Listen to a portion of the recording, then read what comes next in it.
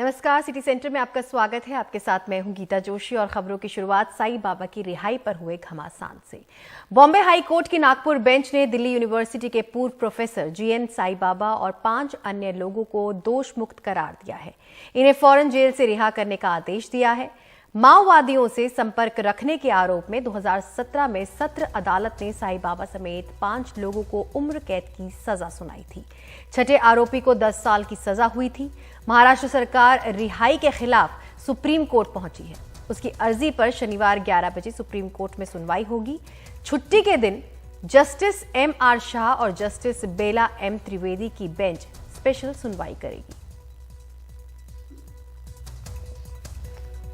माओवादियों के साथ संबंधों के मामले में, लिंक होने के मामले में बड़ी राहत दिल्ली विश्वविद्यालय के प्रोफेसर जी साई बाबा को राहत मिली थी बॉम्बे हाई कोर्ट से।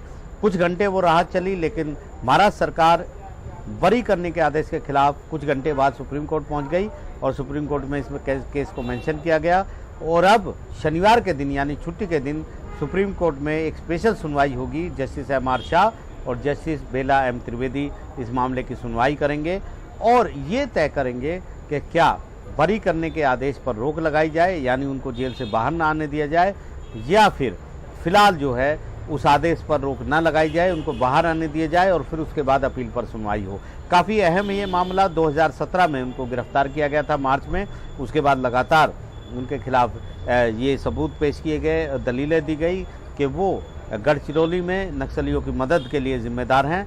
गैर कानूनी गतिविधि अधिनियम यानी यूएपीए की धारा उन पर लगाई गई और कुछ और लोगों पे भी लगाई गई और उसके बाद निचली अदालत ने उनको उम्र कैद की सज़ा सुनाई और इसकी अपील बॉम्बे हाई कोर्ट में की गई थी और बॉम्बे हाई कोर्ट ने शुक्रवार को इस मामले में एक फैसला सुनाया और साई बाबा समेत सभी आरोपियों को बरी करने के आदेश दिए, रिहा करने के आदेश दिए। लेकिन उसके बाद शाम को जस्टिस DY चंद्रचूड़ जो दूसरे नंबर के जज हैं सुप्रीम कोर्ट में, उनके सामने सॉलिसिटर जनरल तुषार मेहता ने इस केस को मेंशन किया और कहा कि माविस्ट का लिंक का ये मामला है, बरी कर दिया गया है आरोपी को और वो बाहर आ सकते हैं, इसलिए इसके मामले की जल्द सुनवाई हो।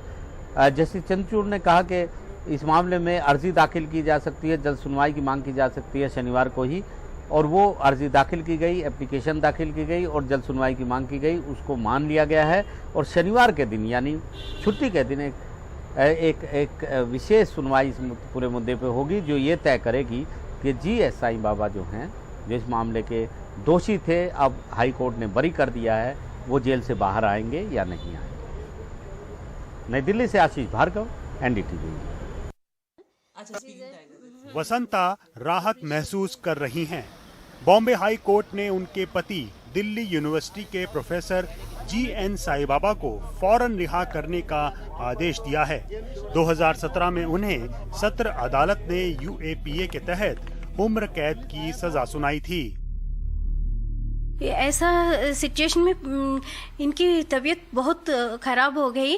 कभी भी स्टैन स्वामी जैसे खबर कभी सुनना पड़ेगा, ऐसा हम तो हमारा में है। इस डर में आप जीते थे? हाँ, इसी दौर में हमें है एक टेंशन। कोई अचानक फोन कॉल आया एडवोकेट से, ये डर रखता है क्या सुनना पड़ेगा। बॉम्बे हाई कोर्ट की नागपुर बेंच ने ऐलान किया कि UAPA के तहत सही मंजूरी की गैर मौजूदगी में सत्र अदालत में होने वाली कार्यवाही अमान्य है। गैर कानूनी गतिविधि रोकथाम अधिनियम के तहत सरकार की मंजूरी नहीं मांगी गई। इसी तकनीकी बिंदु पर कि अभियुक्त को सुरक्षा से वंचित किया गया, इसीलिए अब साई बाबा और अन्य को रिहा करने के आदेश दिए गए। साई बाबा के साथ 5 और लोगों को सजा हुई थी। उनमें से 33 साल के पांडु नरोते की इसी साल अगस्त में जेल में मौत हो गई। प्रोफेसर साई बाबा 90% विकलांगता के शिकार हैं और व्हील चेयर के सहारे हैं। put in under cell and torture mentally and physically. Recently, they put CCTVs in the under cell for harassment, harass him.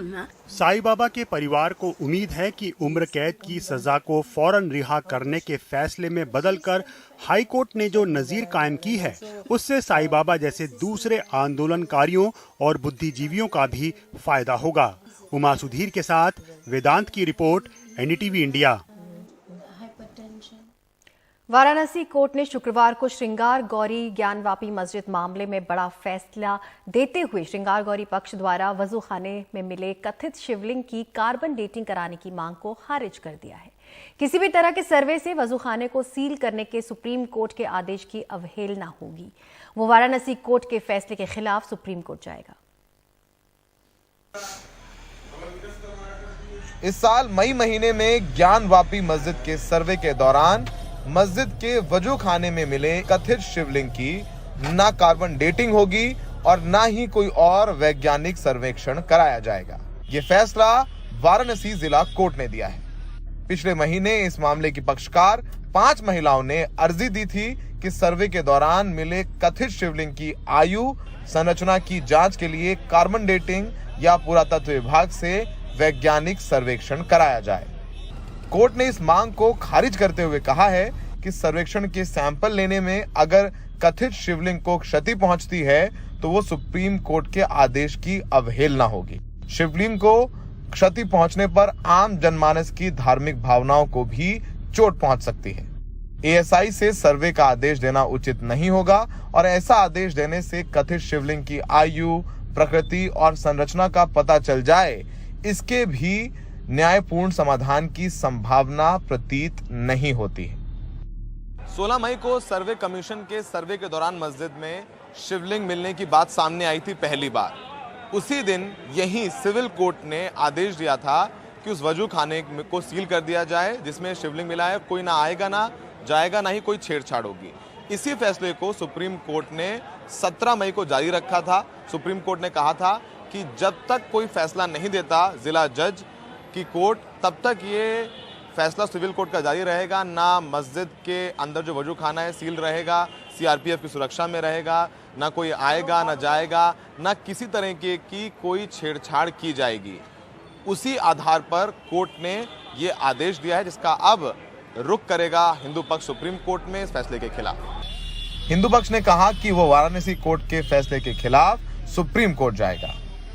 माननीय न्यायालय द्वारा यह कहते हुए खारिज किया गया किस स्थान को माननीय सिविल जज सीनियर डिवीजन वाराणसी द्वारा सील किया गया था, सुप्रीम कोर्ट द्वारा इसको प्रूफ कर दिया गया सील को। इसलिए मैं आदेश ऐसा नहीं दे सकता कि वहाँ पर कोई जांच हो, तो पुनः हम लोग सुप्रीम कोर्ट जाएंगे।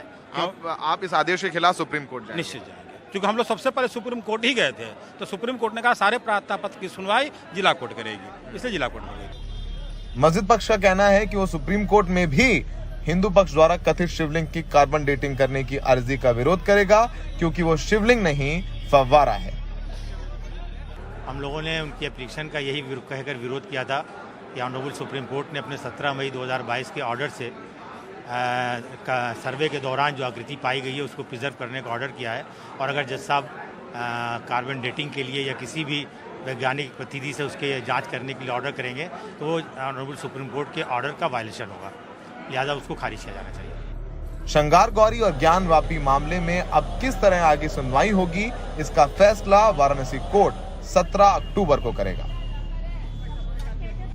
आपको याद होगा कि अयोध्या में राम मंदिर का फैसला आने में कई दशक लग जाए, तो वैसे ही ऐसा लगता नहीं है कि ज्ञानवापी मंदिर मस्जिद का फैसला इतनी आसानी से होगा।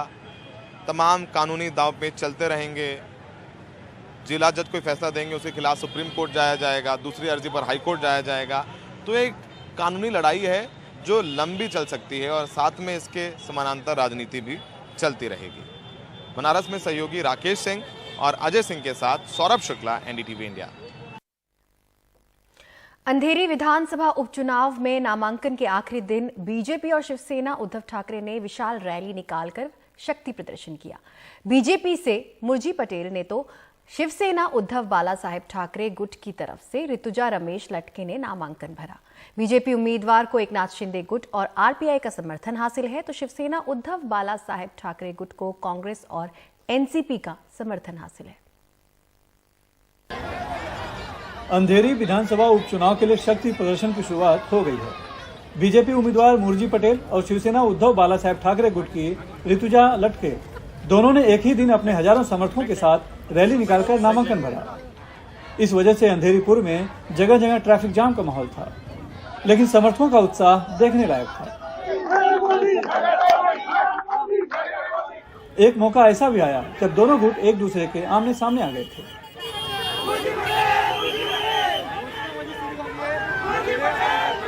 बहरहाल भीड़ तो बहुत जुटा ली है बीजेपी के उम्मीदवार मुर्जी पटेल ने, लेकिन ये भीड़ वोटों में भी परिवर्तित होगी या नहीं, ये बड़ा सवाल है। अंधेरी की जनता समझदार है। अंधेरी की जनता को पता है कि हमारा विकास कौन करता है, हमारे दुख सुख में कौन साथ में रहता है। अंधेरी की प्रजा जानती है, अंधेरी मेरा परिवार है और एक छोटा भाई होने के बाद अंधेरी की जनता मेरे साथ है और वो आपको रोड पे दिख रही है। ऋतुजा लटके को पति के काम और कार्यकर्ताओं पर भरोसा है। मैंने इलेक्शन के लिए मैं खड़ी हो गई हूँ, तो जीतने के लिए ही तैयार हूँ मैं। और महाविकास आघाड़ी का जो सपोर्ट हमें मिल रहा है वो मुझे अच्छा ही लग रहा है, और वो सब उनके जो वरिष्ठ नेता है उनका भी आशीर्वाद मुझे मिल रहा है। शिवसेना में दो गुट होने के बाद चुनाव के मैदान में पहली बार शिवसेना उद्धव बालासाहेब ठाकरे और बालासाहेबांची शिवसेना यानी एकनाथ शिंदे गुट आमने सामने है। हालांकि एकनाथ शिंदे गुट सीधे चुनाव मैदान में नहीं है, लेकिन उसने बीजेपी को समर्थन दे रखा है, इसलिए उसकी साख भी दांव पर लगी है और उद्धव ठाकरे के सामने चुनौती है अपनी सीट बचाए रखने की। एक तरह से दोनों के लिए ये उपचुनाव अग्नि परीक्षा है। एक तरफ काम है और दूसरी तरफ ऐसे लोग हैं जिनको जनता ने वर्डिक्ट नहीं दिया था, फिर भी वो पिछले दरवाजे से वो सत्ता पे आ गए, लेकिन उन्हें जनता के लिए कुछ नहीं किया। वही उनमें और हम में डिफरेंस है। हम दिन रात काम करते हैं। ये भक्ति का प्रदर्शन है, ये निष्ठा का प्रदर्शन है, और सबसे यही चीज है कि ये सारे अगर आप लोग देखें तो लटके ताई के लिए आए ही है। शिवसेना, कांग्रेस, राष्ट्रवादी सारे हमारे मित्र पक्ष उनके लिए आए, लेकिन आज हम सारे लोग संविधान के लिए लड़ रहे हैं, लोकतंत्र के लिए लड़ रहे हैं। बीजेपी ने जिस मुर्जी पटेल को उम्मीदवार बनाया है वो 2019 के चुनाव में बीजेपी शिवसेना युति के खिलाफ बगावत कर आजाद उम्मीदवार के रूप में रमेश लटके के खिलाफ चुनाव लड़ चुके हैं। मुर्जी पटेल तब 45,808 मत लेकर दूसरे स्थान पर रहे थे, जबकि विजेता रमेश लटके को 62,773 मत मिले थे, यानी कि सिर्फ 18,000 के करीब ही बढ़त थी। साल 2019 के चुनाव में कांग्रेस के उम्मीदवार को 27,991 वोट मिले थे। अंधेरी विधानसभा वैसे तो पहले कांग्रेस की परंपरागत सीट रही है, लेकिन इस बार कांग्रेस अपना उम्मीदवार नहीं खड़ा कर रही है। कांग्रेस और एनसीपी दोनों ने शिवसेना उद्धव बालासाहेब ठाकरे को समर्थन देने की घोषणा की है। रमेश लटके की जीत में तब बीजेपी का वोट भी शामिल था, जो इस बार कम हो सकता है। साथ में एकनाथ शिंदे गुट के वोट भी बीजेपी को मिलेंगे। कुल मिलाकर लड़ाई दिलचस्प रहने वाली है। अंधेरी पूर्व का ये चुनाव दोनों गुटों के लिए काफी अहम है और दोनों गुटों की कोशिश होगी कि वो इस चुनाव को जीत लें, ताकि बीएमसी चुनावों से पहले वो अपने आप को इस शहर में ज्यादा मजबूत बता सकें। मुंबई से सुनील सिंह और कैमरा पर्सन प्रवीण जिरोहित के साथ सोहित मिश्रा, एनडीटीवी इंडिया। वहीं कश्मीर मुद्दे पर एक बार फिर बीजेपी और कांग्रेस आमने सामने है। केंद्रीय गृह मंत्री अमित शाह ने गुरुवार को भारत के प्रथम प्रधानमंत्री जवाहरलाल नेहरू को कश्मीर संकट के लिए जिम्मेदार ठहराया। इससे पहले मंगलवार को प्रधानमंत्री नरेंद्र मोदी ने गुजरात में एक रैली को संबोधित करते हुए नेहरू पर परोक्ष रूप से निशाना साधा था। पीएम मोदी ने कहा था कि सरदार पटेल ने सभी रियासतों को भारत में विलय के लिए राजी कर लिया, लेकिन एक व्यक्ति कश्मीर के मुद्दे को हल नहीं कर सका। जब 22 अक्टूबर नजदीक आता है तब कश्मीर सुर्खियों में होता है। 22 अक्टूबर 1947 में कबालियों ने कश्मीर पर धावा बोला था। इसे अब भारत सरकार कश्मीर के इतिहास में काले दिन की तरह मनाती है। इस बार एक बार फिर चर्चा पूर्व प्रधानमंत्री जवाहरलाल नेहरू को लेकर हो रही है। शुरुआत किरण रिजिजू के ट्वीट से हुई। उन्होंने नेहरू के भाषण का जिक्र करते हुए दावा किया कि नेहरू की वजह से कश्मीर का विलय नहीं हो सका, जबकि राजा हरि सिंह इसके लिए तैयार थे। गुरुवार को अमित शाह ने कश्मीर संकट के लिए नेहरू को जिम्मेदार ठहराया। વર્ષોથી જવાહરલાલ નેહરુની ભૂલના કારણે કાશ્મીર 370મી કલમના કારણે કાશ્મીર ભારતીય જનતા ભારત સાથે જોડાતું નહોતું।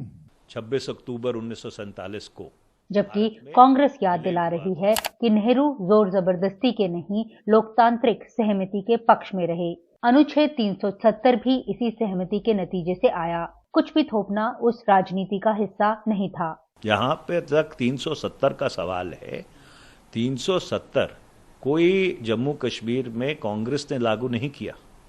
जो भारत की कॉन्स्टिट्यूएंट असेंबली थी, जो संविधान बनाने के लिए सभा बुलाई गई थी और जिस सभा के श्री श्यामा प्रसाद मुखर्जी भी सदस्य थे, उस असेंबली ने इस 370 को लागू किया था। दरअसल कश्मीर संकट बाकी भारत में एक चुनावी मुद्दा भी है, इसलिए भारत में चुनाव जब भी किसी राज्य में होते हैं तब कश्मीर सुर्खियों में चला आता है। ये कहना गलत नहीं होगा। नई दिल्ली से नीता शर्मा, एनडीटीवी इंडिया के लिए। गोपाल इटालिया की मुश्किलें खत्म होने का नाम नहीं ले रही हैं। अभी पिछले वीडियो का मामला खत्म भी नहीं हुआ था। बीजेपी आम आदमी पार्टी के गुजरात अध्यक्ष गोपाल इटालिया का नया वीडियो निकाल कर लाई है। इस वीडियो के आधार पर बीजेपी ने आरोप लगाया है कि आम आदमी पार्टी और अरविंद केजरीवाल ने प्रधानमंत्री नरेंद्र मोदी की मां का अपमान किया है। अब आम आदमी पार्टी के इस नेता ने प्रधान सेवक की 100 वर्षीय मां का अपमान मात्र इसलिए किया क्योंकि वो अपनी राजनीति चमकाना चाहते हैं। एक नए वीडियो के आधार पर बीजेपी ने आम आदमी पार्टी के गुजरात प्रदेश अध्यक्ष गोपाल इटालिया पर प्रधानमंत्री नरेंद्र मोदी की मां का अपमान करने का आरोप लगाया है। बीजेपी नेताओं की तरफ से जारी इस वीडियो के मुताबिक गोपाल इटालिया ने कहा कि पीएम और उनकी मां दोनों नाटक करते हैं। नरेंद्र मोदी ની સભાનો ખર્ચો કેમ નથી માંગતા તમે? તમનો માણસ એનો ખર્ચો માંગો અને હીરાબાવીને પાછા નાટકો કરે। આપણને બોલતા શરમ આવે એટલી મોટી ઉંમરના વ્યક્તિ વિશે, પણ એ લોકો નથી શરમાતા। 70 વર્ષનો મોદી થવા આવ્યો, હીરાબા પોતે 100એ પહોંચવા આવશે, તોય મારા બેટા બે માંથી એક નાટકો બંધ કરતા નથી। बीजेपी वैसे तो गुजरात में आम आदमी पार्टी का अस्तित्व स्वीकार नहीं करती, लेकिन दावा कर रही है कि गुजरात में वो समाप्त हो जाएगी। आम आदमी पार्टी गुजरात के चुनाव में ध्वस्त होगी, ये संकल्प गुजरात और गुजरातियों का है।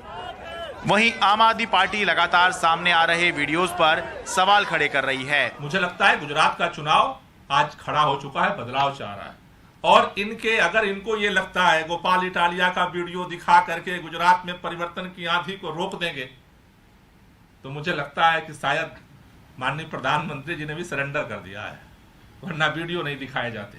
आरोप प्रत्यारोप अपनी जगह पर हैं, राजनीति में ये सब चलता रहता है, लेकिन बताने वाली बात यह है कि गुजरात के मामले में बीजेपी ने एक रणनीति के तहत जानबूझकर काफी देर तक आम आदमी पार्टी को इग्नोर किया। लेकिन अब हाल ये है कि ऐसा शायद ही कोई दिन जाता हो जब बीजेपी गुजरात के मामले में आम आदमी पार्टी पर जमकर हमले ना करती हो। दिल्ली से मैं शरद शर्मा, एनडीटीवी इंडिया। गुरुग्राम में कुछ उपद्रवियों ने एक मस्जिद को निशाना बनाया। मामला बहोड़ा कला गांव का है, जहां बुधवार को शाम को मस्जिद के बाहर ताला लगाने की कोशिश हुई। हालांकि बाद में एक पंचायत करके उपद्रवियों की पहचान की गई और भाईचारे से मामला हल कर लिया गया। देखिए रवीश रंजन शुक्ला की रिपोर्ट। बहोड़ा कला गांव में अब कुछ राहत सी नजर आ रही है। गांव में बनी मस्जिद को लेकर 2 दिन से खासा तनाव रहा। करीब 10,000 की आबादी वाले गांव में 4 मुसलमान परिवारों को छोड़कर बाकी हिंदू आबादी है। बुधवार को कुछ उपद्रवियों ने इस मस्जिद में घुसकर नमाजियों के साथ मारपीट की और इसे बंद करने की कोशिश की, लेकिन मामले की जानकारी पंचायत को लगी।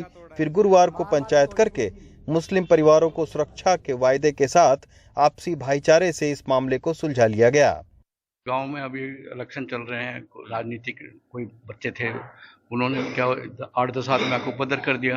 बाकी कल हमारा पंचायत ने और एसएचओ बिलासपुर आए थे और पुलिस भी आई थी, तो हमारा राजीनामा। तो ऐसा तो नहीं है कि कहीं आप लोग इस पूरे गांव में, चूंकि 4 ही परिवार मतलब आप लोगों का है, तो कोई डर के या कोई डर है, ना आज तक डरे हैं, ना डर है, ना दबाव है। 30 साल में आर्मी में नौकरी करके आया हूँ। अच्छा। हाँ, कारगिल की लड़ाई लड़ी है मैंने। मस्जिद में बवाल करने वाले कुछ उपद्रवियों की पहचान की गई है। पंचायत ने इनसे माफी मंगवाई है और पूरे परिवार को सुरक्षा देने का वायदा किया है। भाईचारा है ना, कोई ऐसी बात तो कभी ऐसी हुई है? सारा वैसा ही रहे। मेरा ब्याह शादी में हर काम में घर में आने जानो सबको एक प्यार है, कोई वो ना है मन मुटाओ। ब्याह शादी में कोई सब एक। बहोड़ा कला गांव का करीब 200 साल पुराना इतिहास है। सोचने वाली बात यह है कि अब पंचायत के चुनाव में भी हिंदू मुसलमान का मुद्दा बनाकर वोट लेने की कोशिश हो रही है, जो सामाजिक सौहार्द के लिए बड़ा खतरा है। अभी चूंकि गांव में चुनाव चल रहा है तो उसके वजह से माहौल को गरमाने की कोशिश करके और फिर सियासी फायदा लेने का प्रयास यहाँ पर था, तो इसी के चलते ये पूरा जो वाकया है वो हुआ। अच्छी बात ये रही कि अब गांव के लोगों ने ही आपस में बैठक करके और एक दूसरे से माफी मांगी है और ये भी कहा है कि गांव का भाईचारा इसी तरीके से बना रहेगा। गुरुग्राम के बहोड़ा कला गांव से रवीश रंजन शुक्ला, एनडीटीवी इंडिया। भारत में बनी स्वदेशी पनडुब्बी INS अरिहंत ने एटमी मिसाइल का कामयाब परीक्षण किया है। समुद्र के भीतर से इस मिसाइल का परीक्षण एक बड़ी घटना है। इससे भारत की एटमी क्षमता के विस्तार का पता चलता है। अरिहंत भारत की पहली एटमी पनडुब्बी है। भारत दुनिया के उन 6 देशों में है जिसके पास ऐसी पनडुब्बी है।